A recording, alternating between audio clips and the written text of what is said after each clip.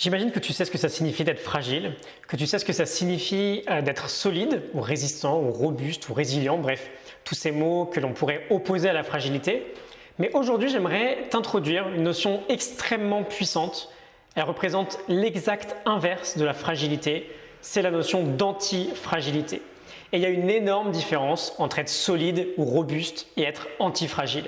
Je t'explique pourquoi si tu as 2 petites minutes à m'accorder.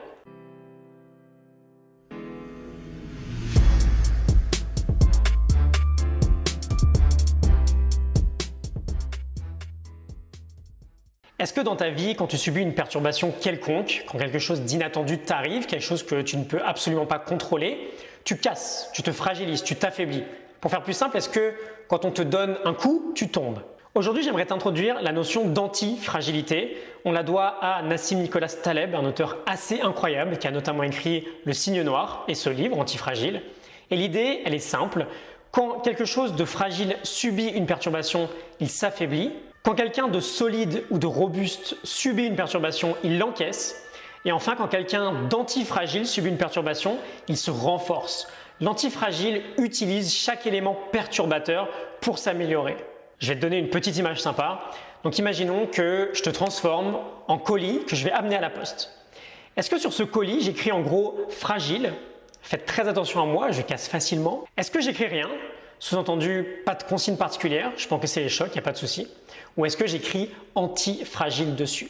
Est-ce que j'écris ne me ménagez pas, au contraire, plus vous êtes dur avec moi, plus je vais devenir fort. Et c'est un peu l'idée qu'on veut développer dans notre vie en général, de faire en sorte que ce soit une excellente chose de prendre un coup, parce que plus la vie sera dure avec nous, plus on va se renforcer.